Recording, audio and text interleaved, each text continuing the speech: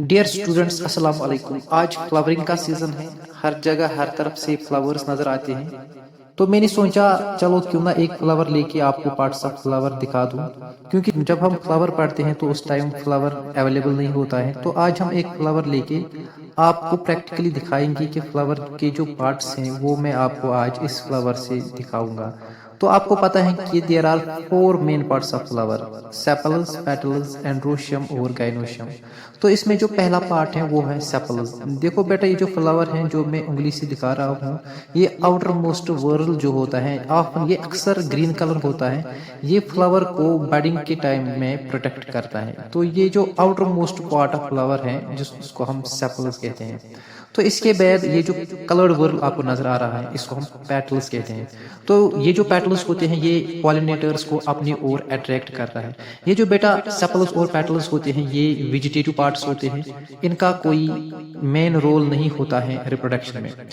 अब इसके अंदर अगर हम देखेंगे, इसके अंदर ये जो आपको नजर आ रहे हैं तो इनको हम बोलते हैं एंड्रोशियम, यानी कि मेल पार्ट। ये फ्लावर में जो मेल पार्ट होता है उसको हम एंड्रोशियम कहते हैं। और बीच में जो ये पार्ट मैं आपको दिखाने की कोशिश करूंगा, ये जो बीच में से ये पार्ट निकला इसको हम बोलते हैं गाइनोशियम।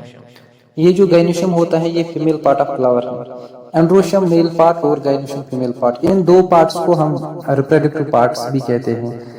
अब मैं आपको अलग से दिखाने की कोशिश करूंगा। ये जो मेरे हाथ में है ये मैंने एंड्रोशियम लाया है, मेल पार्ट जिसको हम कहते हैं। तो बेटा अगर आप देखोगे इसके ऊपर जो है इसको हम एंथर कहते हैं। एंथर पे पोलन्स होते हैं और ये जो नीचे होता है ये इसको हम बोलते हैं फिलामेंट। तो ऊपर वाला पार्ट एंड्रोशियम का एंथर होता है और नीचे जो होता है इसको हम फिलामेंट कहते हैं। तो ये है बेटा एंड्रोशियम, इसको मेल पार्ट कहते हैं। अब मैं आपको फीमेल पार्ट ला के दिखाऊंगा।